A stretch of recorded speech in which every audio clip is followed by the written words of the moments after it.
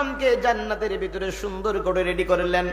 Ready করার পরে আল্লাহ জানিয়ে দিলেন, ওয়া কুলনা ইয়া আদম উসকুন আনতা ওয়া যাওজুকাল জান্নাহ ওয়া কুলা মিনহা রাগাদান হাইথু শি'তুমা ওয়া লা তাকরাবা হাযিহিশ শাজারাতা ফাতাকুনা মিনাল যালিমিন।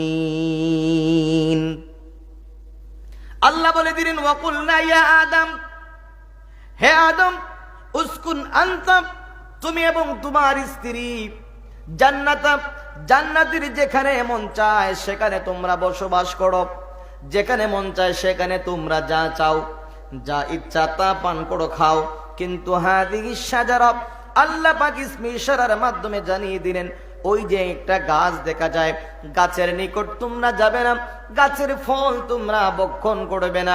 গাছের ফল যদি তোমরা ভক্ষণ করো, গাছের নিকট যদি তোমরা যাও, ফাতাকুনা মিনাল যালিমিন। আল্লাহ পাক সুন্দর করে জানিয়ে দিলেন, গাছের নিকট যাওয়ার পরে তুমি জালেমদের অন্তর্ভুক্ত হয়ে যাবা, তুমি অত্যাচারী হয়ে যাবা, তুমি নাফরমান হয়ে যাবা। আমার বন্ধুগণ, ওই যে ইবলিস শয়তান বাবা আদম সফিউল্লাহর শত্রু থাকার কারণে প্ররোচনার মাধ্যমে ওই যে আমার আল্লাহ পাকের কাছ থেকে একটা ঘোষণা নিয়ে আসছিল। আমার কথাগুলি বুঝতেছেন কিনা? আল্লাহ মানা নবী মানা নয়, নবী মানলে আল্লাহ মানা হয়। কথা কোন ঠিক কিনা?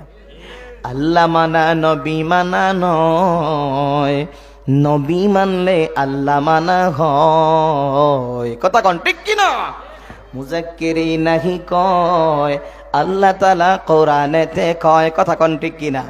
আল্লাহ বলেন, ওয়ালাউ আন্নাহুম ইযলামু আনফুসাহুম জাউকা আস্তাগফিরুল্লাহ। আল্লাহু আকবার বলেন, সবাই জোরসে বলেন আল্লাহু আকবার। আমার আল্লাহ কোরআন কারীমের মধ্যে বলেন, ওয়ালাউ আন্নাহুম ইযলামু আনফুসাহুম জাউকা ফাস্তাগফিরুল্লাহ। যখন তুমি তোমার নফসের প্রতি কোনো জুলুম করবে, অন্যায় করবে, অবিচার করবে, জাউকা, তুমি চলে যাও, ফাস্তাগফিরুল্লাহ আস্তাগফারা লাহুমুর রাসূল, আল্লাহ পাকের কাছে তুমি চলে যাও তওবার জন্য। কিন্তু আল্লাহ তাআলা তোমার তওবাটাকে সরাসরি কবুল করবে না। ওয়াস্তাগফারা লাহুমুর রাসূল, যদি তোমার রাসূল তোমার তওবাটাকে মঞ্জুর করেন, কবুল করেন। আমার ভাই শফিকুর রহমান সাহেব এই মাদ্রাসার সম্মানিত প্রধান শিক্ষক, সহকারী শিক্ষক আরেকজন আছে, সহকারী মুয়াজ্জিন আছে না?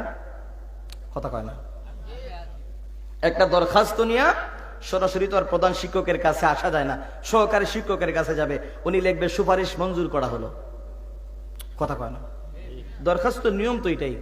যখন এই উনার সহকারী শিক্ষকের যখন সুপারিশ নিয়ে যাবে, প্রধান শিক্ষকের কাছে যখন নিবে, তখন প্রধান শিক্ষক লিখবে যে মঞ্জুর করা হলো।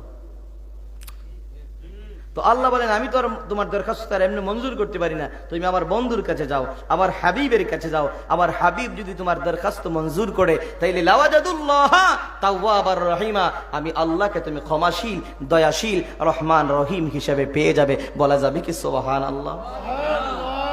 বাবা আদম নবী গন্ধম ফল ভক্ষণ করে নিলেন। সেই মুহূর্তে আল্লাহ রাব্বুল আলামিন তার সমস্ত শরীর থেকে জান্নাতি পোশাক গুলি করে দিলেন। জান্নাতি পোশাক খুলে যাবার পরে যেই মাত্র আল্লাহ রাব্বুল আলামিন একজনকে জেদ্দায় প্রেরণ করলেন, আরেকজনকে ভারতের সিনহলে পৌঁছে দিলেন। দুইজন দুই জায়গায় পড়ারে পড়ে, একদিন নয়, দুদিন নয়, 3 দিন নয়, 1 মাস নয়, 2 মাস নয়, অনেক অনেক দিন কান্নার পরে, অনেক কান্নার পরে, অনেক রানাজুরির পরে, আহাজুরির পরে আমার আল্লাহ রাব্বুল আলামিনের কাছে যখন বললেন, রব্বানা যালামনা আনফুসানা ওয়া ইল্লাম তাগফির লানা ওয়া তারহামনা লানাকুনান্না মিনাল খাসিরিন। আল্লাহ আমি আমার নফসের প্রতি জুলুম করেছি, অন্যায় করেছি, অবিচার করেছি, আল্লাহ তুমি আমাকে ক্ষমা করো, না হয় লানাকুনান্না মিনাল খাসিরিন, আমি ক্ষতিগ্রস্তদের অন্তর্ভুক্ত হয়ে যাব। আল্লাহ বলেন তোমার এই কান্না তো আমার কাছে ভালো লাগতেছে না, তাইলে কি করা লাগবে? বাবা আদম ছবি ডাক দিয়ে বললেন, লাম্মা ইকতারাফাল খাতিআত আদম, যখন আদম নবী তার মাধ্যমে যখন একটা ভুল সংগঠিত হয়ে গেল, আমরা